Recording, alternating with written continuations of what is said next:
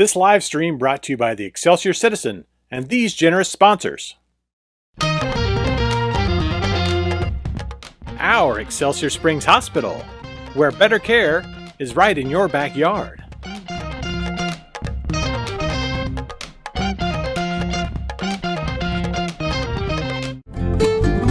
The Simmons Sales Team, your hometown realtors.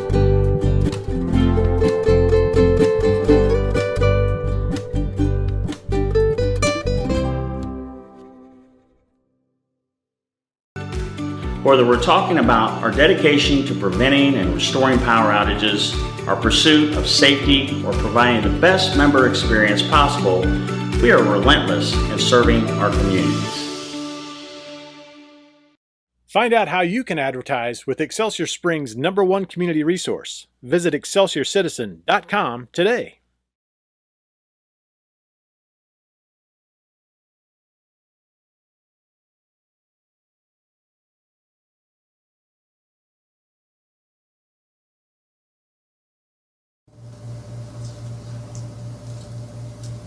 All those in favor? And that passes 6-0. All right, next up is item C, our recognition, our classified employees of the month. Dr. Bowling. If it pleases the board, I would like to share the February classified employee of the month, Miss Kayla Nybarger, the secretary at Cornerstone Elementary. She was recommended by both of her administrators, who stated, Kayla, the secretary at Cornerstone, is the heart of our Cornerstone campus, ensuring the front office runs smoothly while creating a warm, welcoming environment for students, families, and staff. Her kindness and compassion shine in every interaction, comforting students, supporting teachers, and assisting parents with care and efficiency. A dedicated team player, Kayla's commitment to excellence makes a lasting impact on our school community. We are proud to recognize her outstanding contributions. Congratulations, Kayla.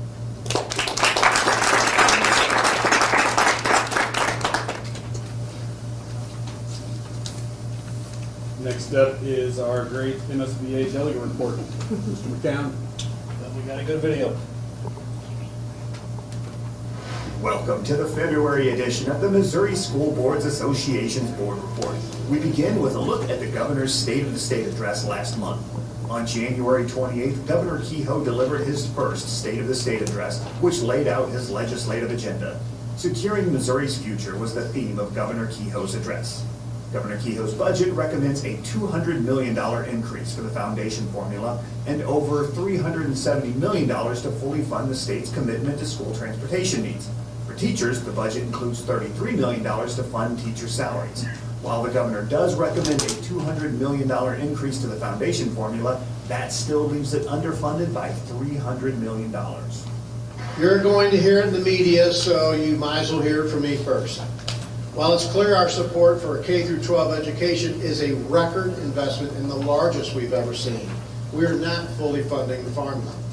And while we are committed to making good on the funding commitments passed by the legislature last year, this budget does not include an additional $300 million liability that was imposed on us by an administrative body.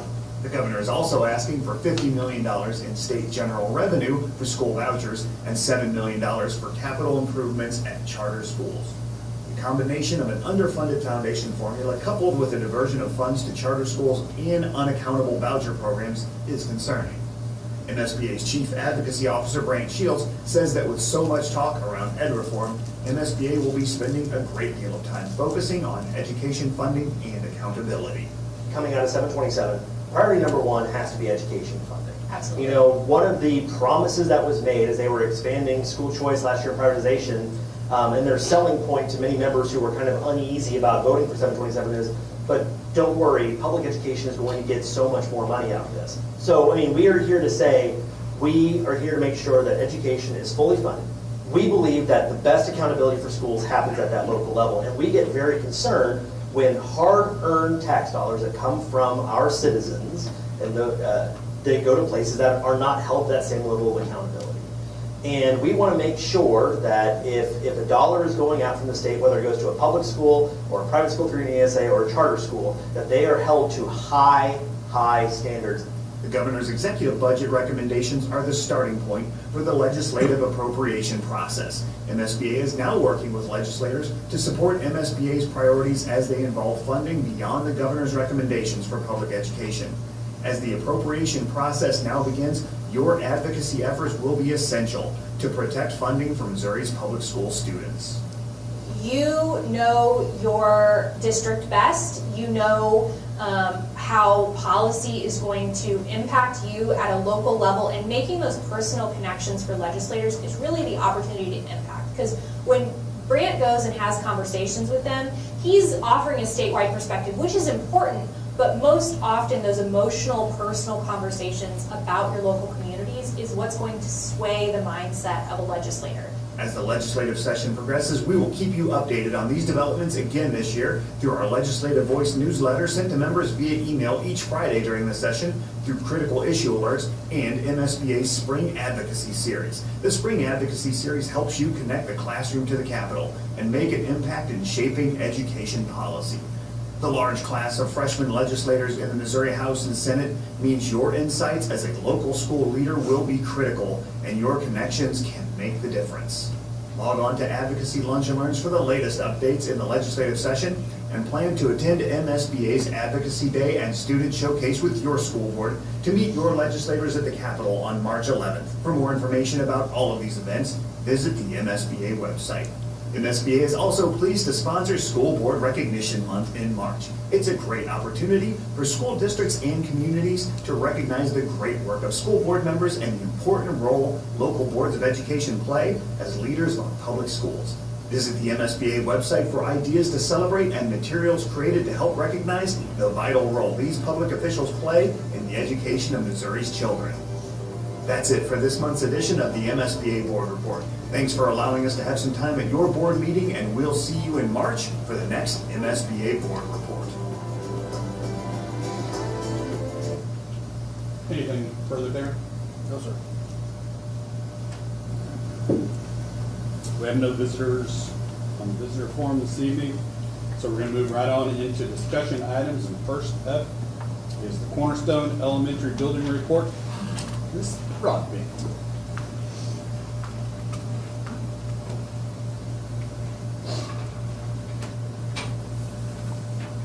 Good evening. How are we? Ready for some snow? I am Jessica Brodman. I am the principal at Cornerstone Elementary, and this evening I'm delighted to share with you the great things that are taking place in our building. At the beginning of the school year, our building leadership team worked with our veteran and our new staff to go through and really scope out a core value, belief, and focus for our building. Through those conversations and the collaboration of new and veteran staff, we developed a motto and a mission that has driven everything that we have done this year. So at Cornerstone, we're proud to say our motto is building the cornerstone of our future. I love the little photos, just showing us that those are our future. And then we say that at Cornerstone Elementary, we enrich student lives for a brighter future by promoting high levels of academic achievement and building positive relationships. So this continues to be our foundation that we go back to when we make decisions regarding instruction or anything that is at Cornerstone.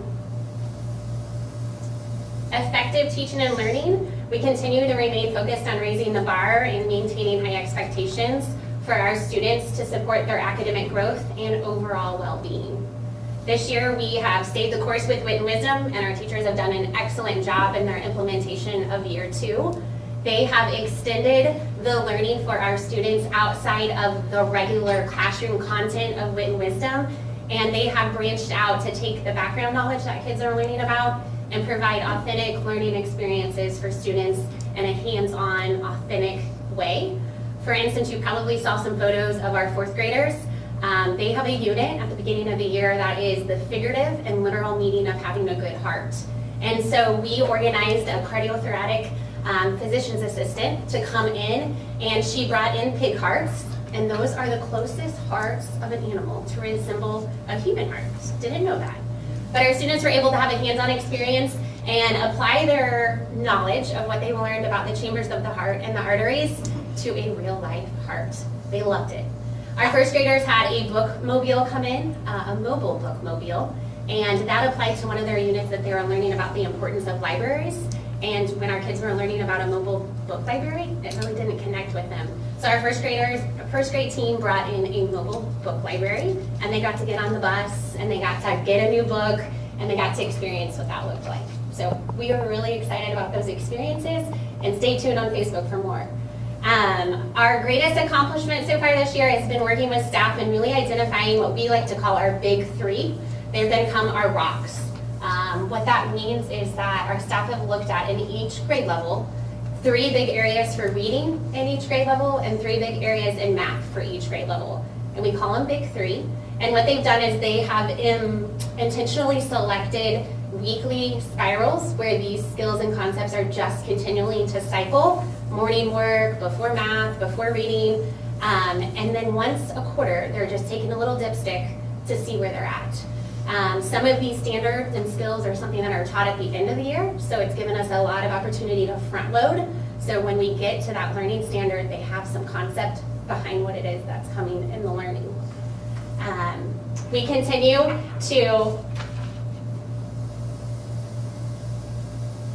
focus on our collaborative climate and culture. Our big word this year has been connection. So when looking at incentives and collaboration opportunities, we've really focused on connecting not only our staff, but our students as well.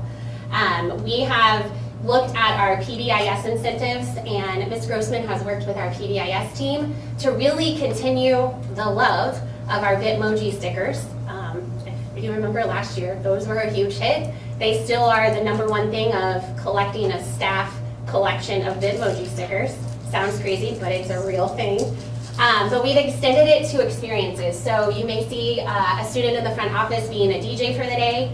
You may see a student out front with a walkie being a morning rounds assistant to the principal, or they may be reading to a classroom.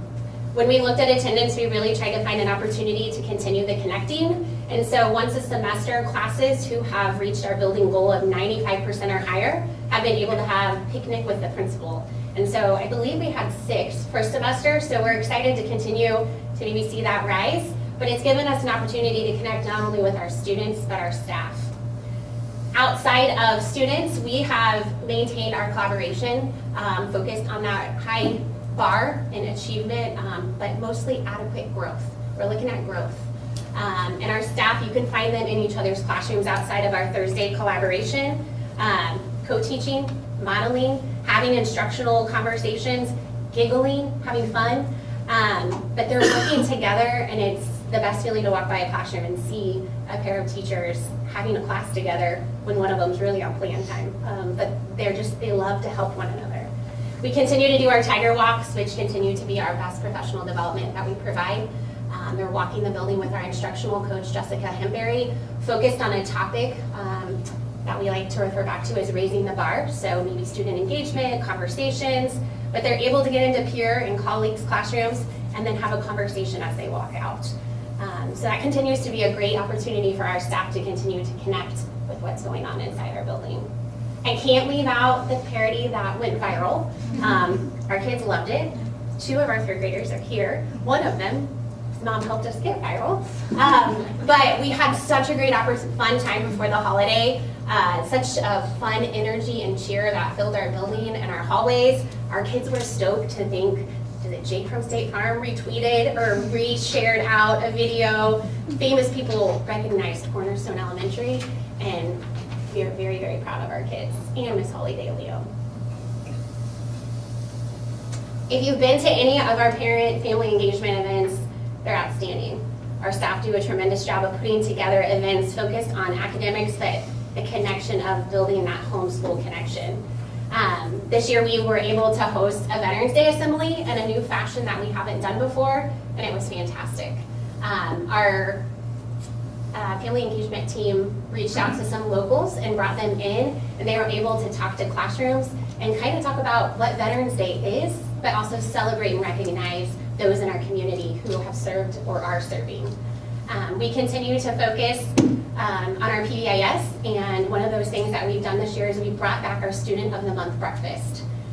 Before, we celebrated students with their certificate and a badge of honor, and now we've added in a breakfast that we provide to a family, and they come in with their Student of the Month student, and we celebrate them. And we've had such a great participation and turnout. It's such a nice, small chunk of time to really focus on kids and what they're doing in our building. We have focused in around our character traits that happen each month through Character Strong. And so classrooms select a student to represent that character trait for the month, and then they come in, we enjoy breakfast, we celebrate and do all the things, and then we go about our normal day. It's been a great time. This is a little glimpse and snapshot at where we are right now based on current data. We are wrapping up our February math data. Seems so crazy to say February. But we've seen a lot of movement and growth in both our reading and our math. So right now we're looking at a little bit about 2% in both of those areas. And we're excited to see where we look from May to May versus just May to mid-year. This year we've really focused on two big areas when it comes to academics. We focused on quality testing environments as well as developing a building schedule that prioritizes literacy. One of the things that we have done is we've noticed our students have high anxiety or nerves when it comes to testing. And so we analyzed that every time we take a test, it looks different. It looks different in every classroom, it looks different in every grade level. And so we had a collaborative conversation with staff to put together procedures and just the normed basics of what it looks when we give a test. So when we do our universal screener of STAR, math, reading, we do a summative in the classroom, or we take the state test in May, the environment looks the same. And so our goal is that not only does it provide the consistency, but it helps ease. We all know what the test nerve feels like, and it's terrible. So hopefully that gives our students a little bit more confidence as they roll in to show us what they know and not worry about the test part. The other piece is we've designed our building schedule where our small group times for each grade level stagger, and it's given us an opportunity for us to pull intervention groups in the hallway, to tag in title when needed, to tutor students during that time with teachers who are on their plan time. And so we've been able to double dip students without pulling them from Tier 1 instruction. So we're curious to see what it looks like when we look at an overview of the data at the end of the year. But so far, so good. And it's been a great opportunity for our students to get everything they need and a little bit more. At Cornerstone, every teacher is truly a teacher of literacy. I don't know if you know Cheryl Bailey, but she's in the picture there. She's our librarian. She's leading an intervention group in our hallway.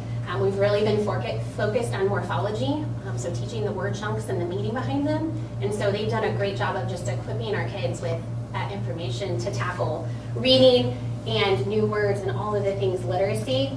Our attendance is at 9401, which some of you are in building with kids.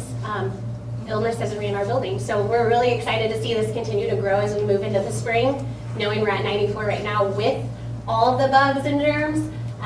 So we're excited to see that, and we'll continue our processes that we have in place to ensure students are in seats and families understand the importance of showing up each and every day. This is the crew. I couldn't miss a moment to celebrate them. They've truly worked together and supported every single student in our building, from our at-risk to extending the learning for our students on the other end, and they do a great job each and every day. But before closing, this is our Battle of the Books crew. Come on up.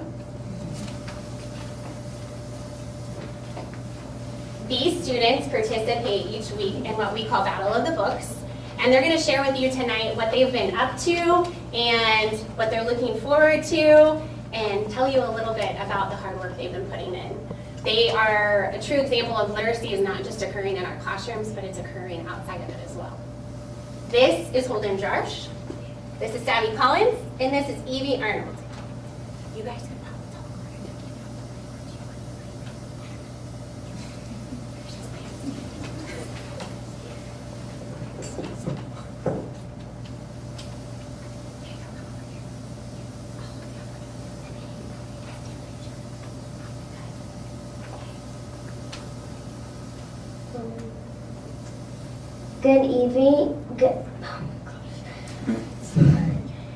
Good evening. We are here to tell you about Battle of the Books at Cornerstone. This evening, we would like to share with you what it is all about, how it has had an impact on us, and how much we are looking forward to our battle. Battle of the Books is a club that meets weekly. We are reading selected texts and taking notes as we go through each book. By the end of the school year, some of us could have read a total of 12 books. During this time, we are learning how to take notes and become a better reader. Battle of the Books has made me want to read outside of school. I have found that I surely enjoy reading books that are selected for Battle of the Books. I have found myself reading more at school and home. Some of us are even excited to watch movies that were created about the book.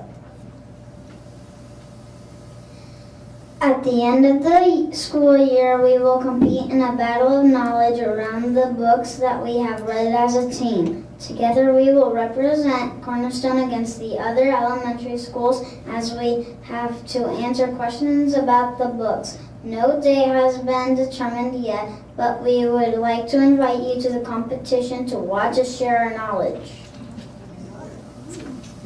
Before we leave tonight, we wanted to share with you a top book that we have read so far. Mine is The Lion, the Witch, and the Wardrobe by C.S. Lewis. Mine is Magic Tree House Dinosaurs Before Dark by Mary Pope Osborne. Mine is Ways to Make Sunshine by Renee Watson. Do you have any questions for us? No, but please let us know when Battle of the Books is. Will definitely, because we would love to come watch that. What a neat idea. Thank you, guys.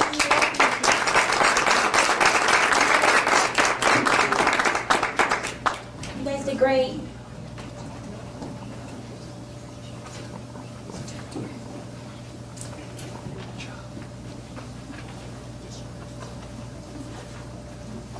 All right, next up is approval of the Midland Empire Conference membership.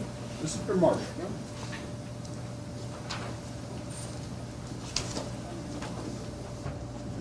Thank you for having me back.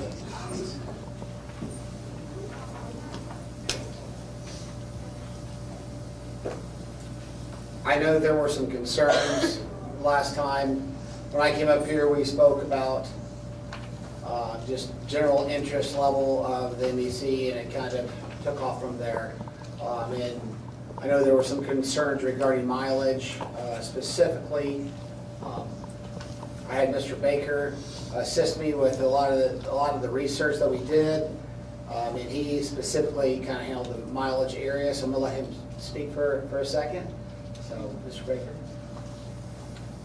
Thank you. So when looking at mileage, our direct conference travel would require an average increase of about 200 miles, or dollar amounts about $375 per year per sport. This would be by a sport-by-sport basis. 8 sports that we have at Excelsior Springs High School would be the most impacted: volleyball, girls and boys basketball, softball, baseball, girls and boys wrestling, and football. Sports such as track, boys and girls wrestling, cross country would have less impact on travel due to the nature of their conference championship tournament. When evaluating our current schedules, many of our teams already compete against MEC schools and their current non-conference play, so additional costs may vary. There was also a survey that we sent out to our head coaches, and we were just blunt with them, and we said, what do you guys want to do? 14 head coaches came back and said that they wanted to move to the MEC. Three coaches came back and wished to remain in the Suburban Conference, while 2 of our coaches they said they don't care where they're at. So I thought that was interesting. I did ask the coaches as well. The word's out around school, and I asked them, tell me about your conversations you're having with kids in general. And for the most part, how that coach voted is how their message came back from their teams. There's a few outliers, and a few of the seniors had their opinions, but for the most part, it was the kids' opinions were kind of like whatever where the coaches were at. So whether they were led there or not, I don't know, but that's reality. We also wanted to go through and do some pros and cons of what the coaches were saying to us. There's pros and cons to both these conferences. Neither one's a bad conference. I grew up in the Suburban Conference, so I enjoy the conference. But the number one pro for the Suburban Conference is geography. It's a closer drive for our kids. There's no doubt in my mind about that. But after you get that, it kind of goes downhill. There wasn't a whole lot. The main pros that we received from the coaches for the Midland Empire Conference was, number one was alignment to our postseason classifications. Number two was the structure of the MEC middle school athletics. They have 7th and 8th graders participating, whereas right now the Suburban Conference, our 7th graders play a 8th grade B teams, this is how it's set up. And 3, flexibility and scheduling of events, our ability to build our non-conference schedule. Those were the 3 main pros.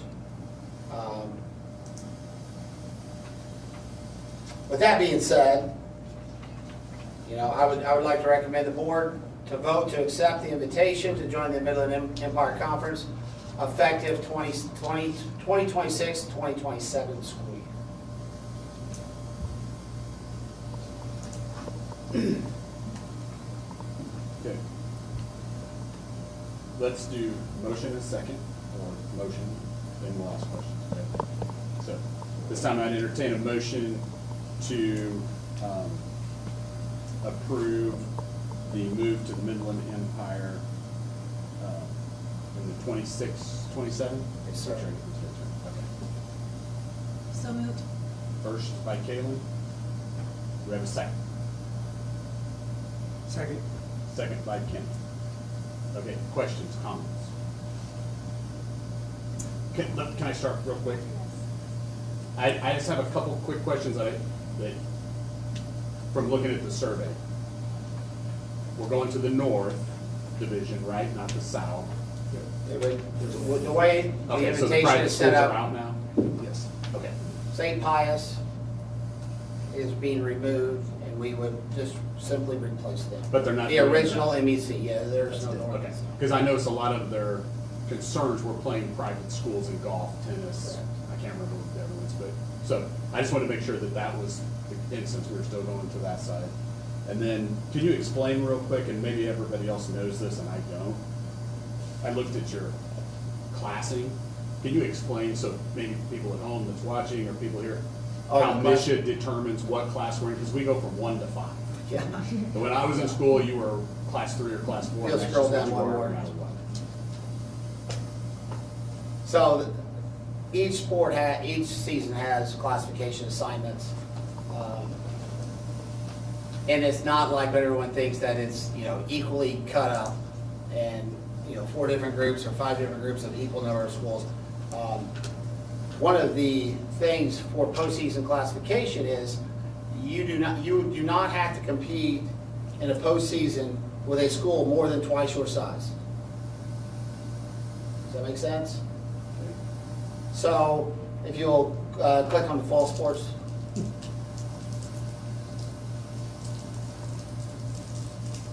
So you can see the blue is the Suburban blue, that's why I did it blue, and the black is the MEC. So those are the 2 conferences that you're looking at, and those are the classifications that we are in. So softball, we're in class 3, while we're the only one from our Suburban Conference. Our Suburban Conference is all class 4 schools, based on enrollment. So they try to go as equal as they can, but you can't double the size of the schools. The smallest school in that division can't be double the biggest one.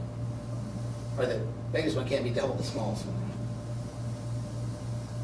So, and then they have to take into account the number of schools that offer that sport. For example, girls wrestling is blowing up.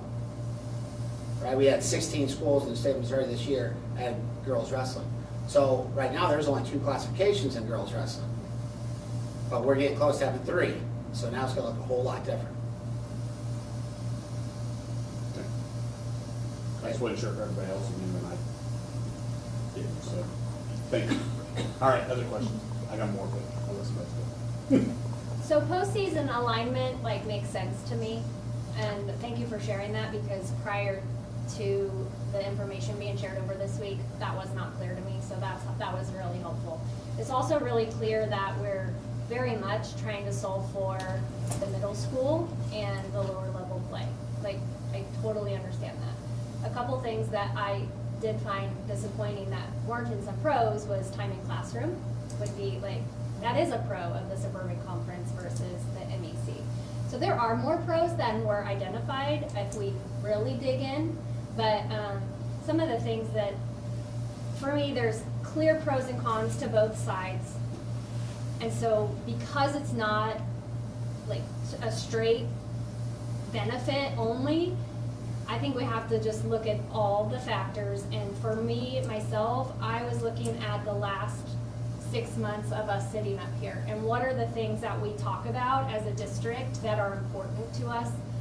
And time in classroom is a key one. We preach it over and over up here. And so the early outs, and if we adjust that, if you work with the conference and you adjust it to where we play later, unfortunately that's going to create space where kids are getting home later. And then how effective are they the next day, right? So you guys understand what I'm saying. I don't have to go further into that. We also talk about implementation dip.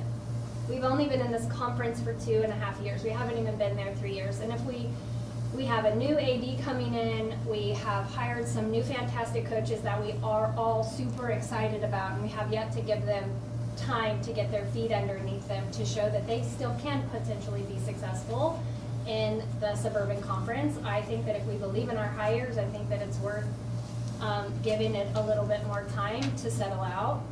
We talk about our transportation challenges that we have.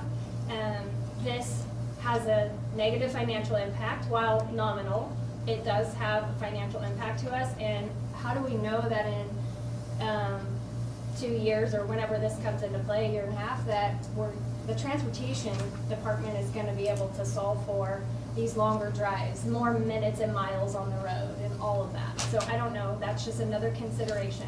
We talk about the trifecta. It takes the district, it takes the student, and it takes the parents to be successful in education. And we have talked about what the district wants, and tonight's the first time I've heard what the student wants, and it sounds like it does align, definitely what it does align with the coach a little bit, but have we heard from the parents yet? What do the parents want? Because the parents, we all know, they're gonna have to leave work earlier. It's gonna be really hard. I just think that we just have to acknowledge that. And we moved from the previous conference into the Suburban Conference for a lot of the same reasons that we're going to encounter by moving to the MEC. It's just, it's this for that on all of it. And we, some of the people that sit here today up on the board were the ones that decided to go to the Suburban Conference. And there were very clear reasons for why we decided that. I don't know what they were, I wasn't a part of that, but I would just challenge us to what were those reasons, and going to the MEC, does that solve it? Because if it doesn't, then are we just gonna be here again in no time with the complaints from the parents? And last, but I don't want to blur the lines of, we talk about we want to be like Smithville, we want to be like Kearney, we want our educational place to be like them, we want our teachers to be paid like them.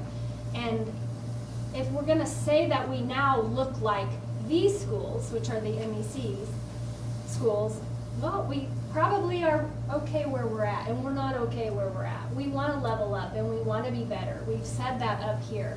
We've talked about the rigor that we want in our classroom. We can create that same rigor on the field and on the courts. I think that we have the potential to do it. We haven't given ourselves enough time, in my opinion, to see that success with the right people in place from a coaching perspective and a culture. So while we can move forward, I just think sometimes it's okay to pause because we weren't looking to make the move. They called us and we jumped on it. And so maybe we just need to pause and take a time out and just let some of the new AD, some of our new coaches get into position. And if it doesn't pan out, we can always come back and revisit it. I just feel like it's moving incredibly fast and we haven't talked to the parents yet. I think it kind of got dropped in on us last month a little bit. And I just think there were some things to consider on that front. Well, I'll make a comment. I know that I have had,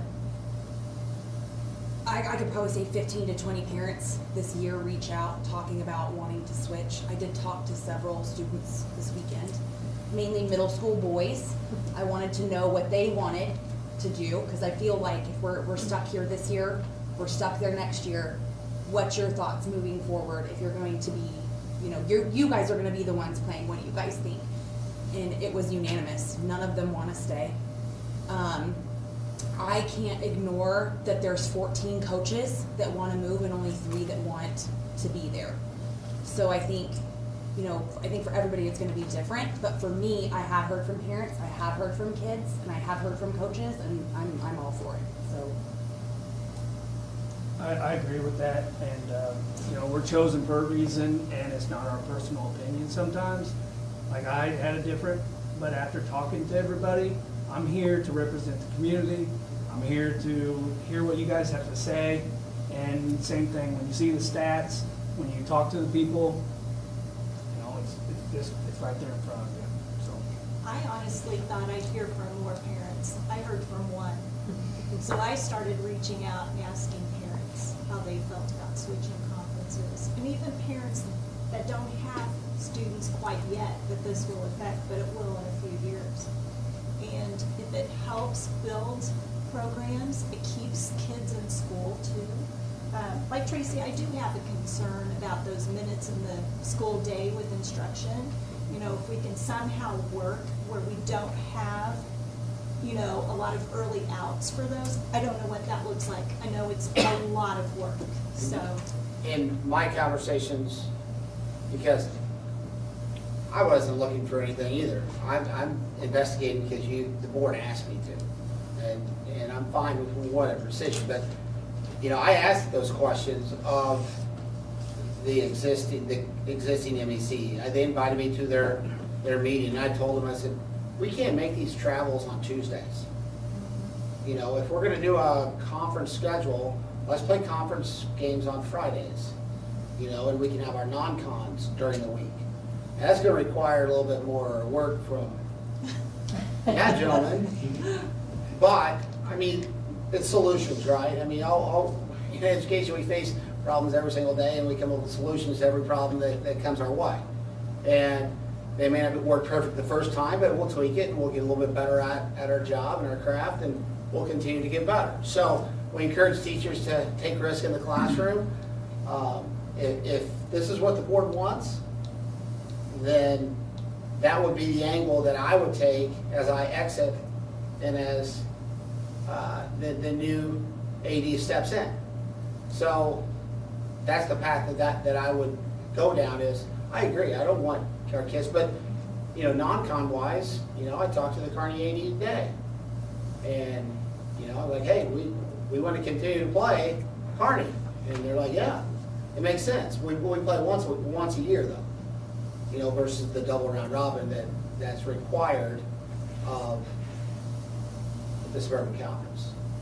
So, in my opinion, if I was still in the seat, I would be trying to gear my trips, my longer trips, to Fridays or, you know, weekends. How do those trips and supervision play out for your staff, your administrative staff? How is that? Well, I mean, I went to St. Joe 2 weeks ago for girls basketball. Who went last week? Schwab. Rick Schwab went last Friday to St. Joe Central for basketball. I mean, we make those trips all the time. I remember my first year here, I drove up to Maryville to watch a volleyball game. So, I mean, we've been playing Maryville for years in volleyball, for 6 years, I know. But it's once there, you know, and then 2 years later we go back. So, I mean, we travel already.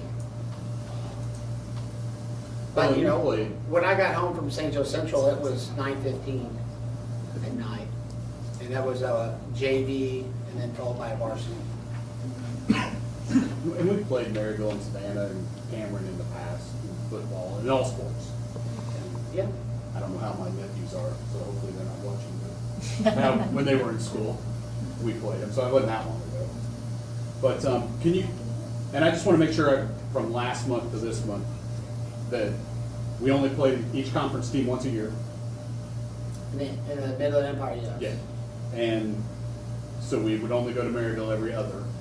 Our long travels would be every Correct. other. As a freshman. Per sport. Yes, per sport, yeah. As a freshman basketball player. You play twice. You would travel to Maryville twice in your high school career. And you can fill whatever the rest of your schedule you want. You can pick, as long as the other opposing school wants to play. Yeah. You can fill with whoever you want to play. Correct. As long as there's agreement. And then what if down the road MEC says we want to do a double round robin? Do we have a veto power? Well, I think when you're one of 8, your voice is a lot louder than one of 28, and it's for every conference. You know, and that was part of the thing when Joe went in. It was single round robin. So the first 2 years, it was single round robin, and it was good. But when I went to double round robin, that's when people did not like it. Well, and for going from the MRDC to Suburban, the big driving force behind that was MRDC was wanting to add, well, they were adding Clinton, they wanted to add Center, they wanted to add, they were talking about Bolivar, Boonville, and Marshall. And that's the conferences we would have went in, or that's the division we would have slid into. So the travel to Pleasant Hill, but now you're going Clinton, now you're going Bolivar. I mean, you may as well go to Springfield for the weekend. And are there any guarantees that the MEC is not going to add in other There ain't much from schools that are Maryville to further Iowa. away? Yeah, maybe Iowa schools. I don't see any schools that You fit. can't guarantee it, right? I don't- You can't guarantee. I don't see any schools that fit. No, you can't guarantee it wherever you're at. You really can't. Yeah. So. But they're, Suburban could, invite schools and have another division if they wanted to. I mean, it's like college conferences. They're all merging. You're just gonna have these mega conferences. So. Over the last handful of years, how's our numbers of kids going out for activities? Are they declining? Is there increasing? Well, I saw an increase this year for sure. What's that? I said I did see an increase this year for sure across the board. I think that we are doing a good job getting kids interested in athletics through our summer weights program. Coach Stanman is our head strength and conditioning person, and I knew that was going to be one of his strong points. And one thing that I wanted to sell to him, and he agrees 1,000% on, was I want every coach to be every kid's coach. For example, I see Coach Price sitting out in the audience. She came to summer weights and she coached football kids, she coached soccer kids, she coached her own kids. It didn't matter what sport it was. I want the kids, I want the athletes in Excelsior Springs to see every coach and go, that's my coach. And then now we're starting to get to know kids better. And now we're caring about how other programs are doing. And I've seen more coaches at different events because I think our coaches are getting ties to other programs because they're getting ties to the kids. I sometimes feel like, we need to recruit some of these kids. A lot of kids sitting around not playing. There's a lot of kids I see that don't play the sports. I just feel like, back in the day, the coach had one-on-ones. Hey, we see you. Why are you not coming out? And then our numbers get down and we get beat up on the field. When there's kids that could help. I know a kid makes their own decision, but give them a little positivity. Hey man, you're doing great in the weight room. Why are you not out here as an offensive lineman? I know for a fact that is happening right now as we speak. Yeah, I like that. Yep. I know for a fact, I know that there's coaches that have lists of kids that don't play sports and they're on them saying, hey, we need you to do something. You may not like my sport, but, you know, go wrestle or go play football or go play soccer. We need our athletes, and the size of our school, we need multi-sport athletes. Absolutely. I like to see, I do like to see that. On the coaches level too, they're going through the school and, just being active and around them, showing they care. I did have a question, and this might be a dumb question. I don't know, but I'm going to ask it so I can learn. That's how we learn, right? We've talked a lot about sports, but does this impact like band, Yes. vocal music, our drama, our debate teams, Yes, those if type you, of things? will you scroll back to the assignments, postseason assignments? Click on the bottom one, activities. Okay. So Scholar Bowl, music, and speech and debate. You can see where we're at. The speech and debate, it's like everyone's in the same one. Yeah, there's Same. not enough. Yeah, And one I talk figured is the only one that's the way out. it was. You scroll up, you can see, 3 from the MECs in class 4, and then obviously all the suburban, and then you scroll all the way up, you can see Savannah, and Savannah's in the Scholar Bowl class 5 with us. So those coaches were part of the survey as Yes. well? Okay. I just wanted to clarify that. All right, any further questions? I just have more of a statement. So the comment on like we can't like ignore that 14 coaches said yes to that. It's my understanding that the survey was put forth. Like the outcome has changed for what it was originally surveyed for, right? Some of the components and the variables for where we're at today are different than what was put in front of the coaches for their answers and their replies. We just need to acknowledge that they weren't voting or giving feedback on this exact, it was a variable of this, yes? When I was out, he sent out the original survey for me. The 14-3 was, we went around to each coach last week. This week, not from the original. On Friday. Okay. When information was requested, and I spoke to each one just because I want to be very clear and let you guys see exactly what the coaches, where the coaches' mindsets were. And on what was sent over to us, it was actually 11 yeses and 3 yes with change. And then it was 3 no's and 2 indifferent. So that's like more of an 8 to 11 versus a 14 to 11. So the 3 with yes with change, like they're not solid yeses, right? Yeah, that was looking when at yours. You're looking at the original one. Yeah, that's when they were mentioning the private. Okay, that was in the information that was sent to us. And that was this when week. the golf didn't want to compete with private. It was under the Yes. contact form. Yeah, I saw that too. When I sent that email, I said on there, make sure if you look at any comments Yeah. associated with the private school, that's dead. Yeah, and that's where I was making sure like the variables of the survey didn't change, and so that way we're getting clean results from what it is today versus what it was then. Yes, ma'am. I saw that guy. I did see this. That's the most recent. Okay. I did see this one, and then when I looked at the survey results, the individual results, there was 3 that was yes with change Yes. on there. Because no one liked the combination north-south. There just wasn't that. And we didn't like that either. But we wanted to hear what our coaches had to say about it. I understand too. Most people here, it doesn't seem like a tough decision. To me, I just feel like, I mean, I'm a competitor, and I think that like when we play tough in just during regular season, we're going to perform better in postseason. That's just, I believe in that. I also believe in the staff that we have hired. I believe in the culture shifts that are being made in our across our coaches. I think that everybody's doing a great job. I know that the coaches are the ones that know best because they're living it every day. I just feel like we're making a move very quickly, and I'm not comfortable with it just in its current state. I respect that. And I don't think switching conferences automatically makes us the Chiefs. I mean, the, Yeah. the, Oh, the I predetermined agree. top dog next year. I agree with you. I actually think that Great if you're job. chasing wins and losses, I don't know that we're getting Because- more wins out of this, because that's also a tough conference. To me, the difference between Kearney, Maryville, Savannah is Maryville and Savannah are farm strong. They're farm boys. They're tough. But their second string guy, if their starter gets hurt, isn't 6'3" and 250.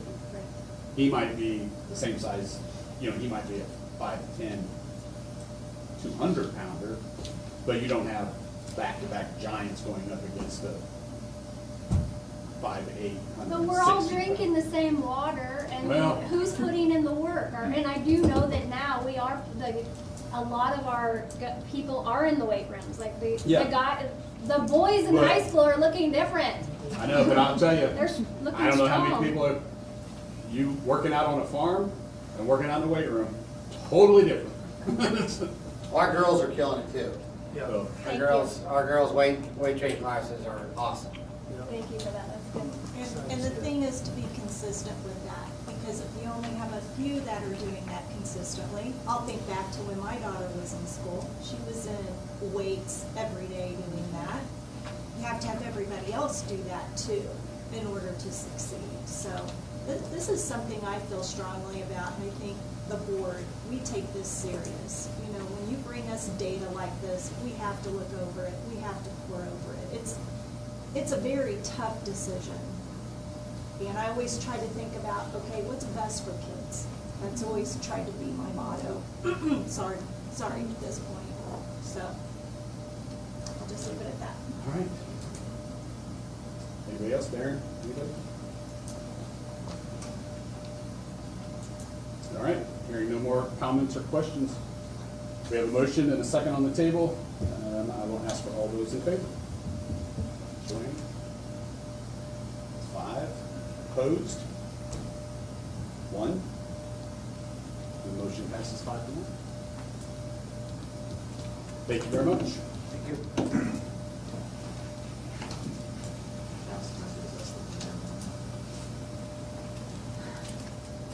What are you getting at? All right, next up is approval of 25-26 Career Center Enhancement Grants. Mr. Rude.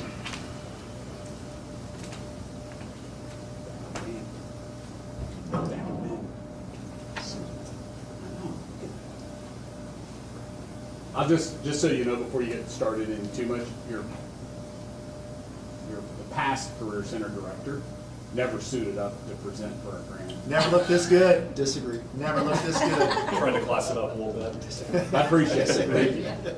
If it pleases the board, the Excelsior Springs Area Career Center is asking for consideration of approval of matching funds for an enhancement grant to upgrade our current self-contained breathing apparatuses, commonly known as air packs for our fire program. Our current ones that we have are 15 years old and have now reached the end of their usable life. They have to get recertified each year, and this is the last, 2025 will be the last year that they will service those. So they will no longer be serviced, which means they won't be certified, which then means we can't use them. So obviously, air pack, when you think of this, what the firefighters wear when they go into situations where you're doing fire suppression, contamination type things. So if we don't have those, it's not going to be a very effective program, and our kids aren't going to get the training they need. A couple of things, if you'll scroll down to that second page on the financial parts of it. So they're not cheap. So if I got some different quotes from different places, and the bundles, what I found for each one was $6,760. So I looked at about 3 or 4 different places, found one that was able to bundle in, so that would include a lot of the different things that wouldn't necessarily be covered if we were to buy those separately in the grant. I looked at that number, and that was a very big number. So then I looked at, okay, let's look at used ones, let's look at renting. So when you look at used ones, you're looking at getting ones that are 5 to 10 years old. They are significantly cheaper, but they won't be covered under the enhancement grant. So we're actually be paying more to buy the used ones than we would for the brand new ones with the enhancement grant.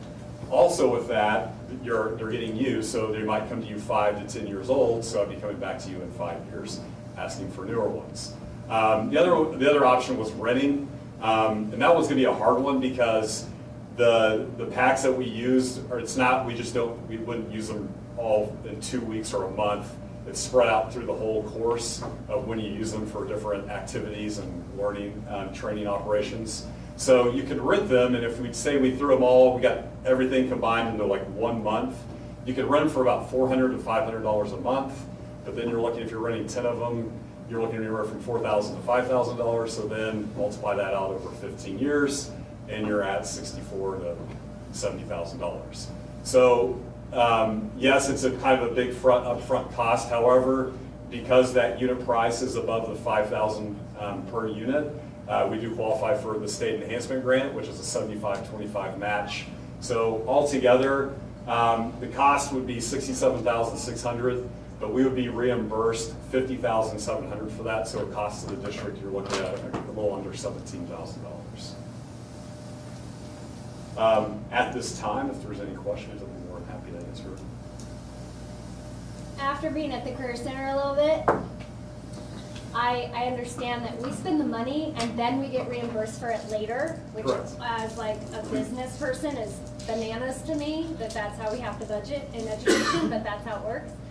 Is there any chance that the state would decline not reimbursing the full amount? Yeah, and if they were not to come back, I'd come back to you guys before we would move forward with the purchase. Okay. So the nice thing is the new governor, Kehoe, in his State of the State address did promise to up the enhancement grant funding by $5 million. So in the past, we began to reimburse anywhere from about a 62 to 65% rate. But they bumped up the unit price. So it used to be 1,000, now it's 5,000. So you're not going to get people ordering smaller stuff, whereas that's what was killing, like, hey, when we want to buy a big purchase, we have all these other places ordering, I call nickel and dime type things. So it's really bringing down the amount that gets reimbursed. But if it's not going to get reimbursed at a high level, then I would come back to you before I'd spend any of that money. Thank you. Yeah. You might have answered this question already, but let's say one breaks. Is Yes. there a warranty? Yes. Yeah, and so through a couple of the different places that we got, there are, depending on the place, really good warranties, replacement warranties. And they get serviced every year too. So that way, if there is an issue, we can send it back immediately. All right, I'd entertain a motion to approve the enhancement grant for the Career Center. Darren, second. Second. Tracy's the second. Any further questions for Mr. Ruby? All right, hearing none, all those in favor? And that passes 6-0. Thank you. Thank you, sir. All right, last item for discussion this evening is the board member vacancy discussion. So, in our special meeting, when we talked about it, we had talked to legal, and there's a bunch of different options you have, but we dug and we have a board policy that we, on how to fill that position. So I'm just gonna go over it with you real quick. We'll take further action next month. So basically, we'll do it the same way for those of you who were on the board when Steve and Halp resigned to come here and teach. We post the vacancy, for lack of a better word. It'll be on the website. I think they posted it in the paper, I think, in some other place. But anyway, I think it has to be posted for a minimum of 2 weeks. We'll accept applications for people who want to interview. And then we review it and do an interview process. We'll hold a special meeting for that. It's all open to the public, so anybody can come and sit in while we ask questions of whoever applies. And then we have the selection process. And the board will make an appointment from the chosen one out of those applicants. Okay, and then they'll get sworn in at the next full board. Does that make sense? So they'll have all the legal responsibilities, have to do just like what we had to do, the ethics and training, and then I don't know if they'd have to do the training right away because it's a 1 year. Ask Joe. That was my next question, was that it was, how many years were left on that? 1 year. So it's one. It's a 1 year term. So I think you have a year to complete it.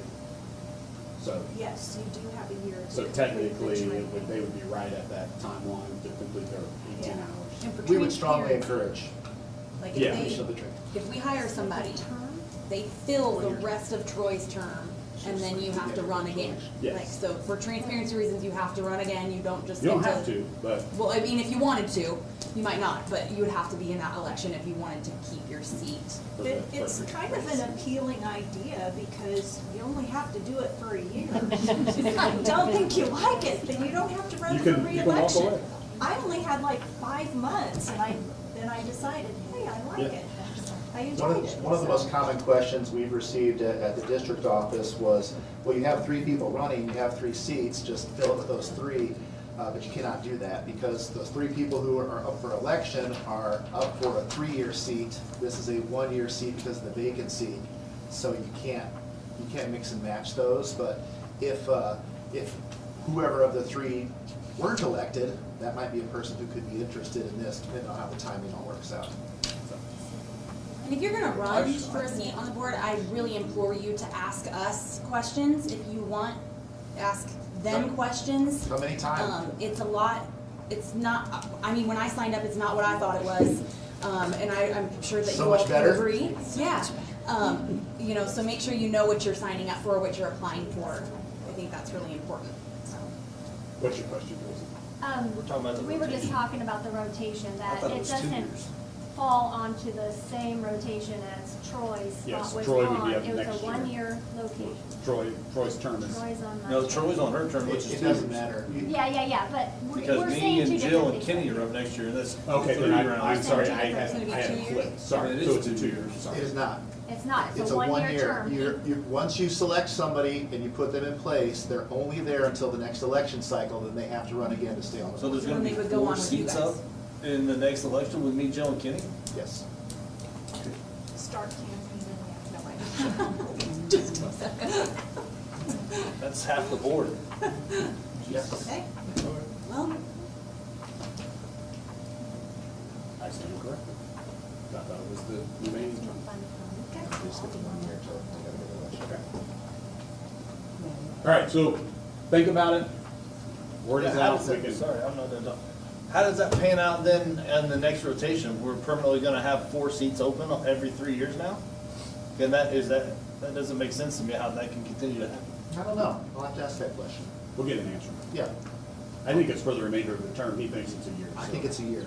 We'll Because get an if answer. that's But I so, could be that wrong. means we'll forever have 4 seats on that 3. Yeah, that I which don't doesn't make know sense. That doesn't And make only sense to allow one them to do on that. Yeah. that rotation. Let me ask that question. I'll get clarification. Good question, Jeremy. But I had him wrong. I had him backwards. I thought Troy was up next year. I feel like that's the way it was when Steven was when he resigned, there was only a year left on Well, Steven's. it's like 5 months by the time. And so I think that's why. Maybe that's part of it. Yeah. I could be wrong. We'll get All right.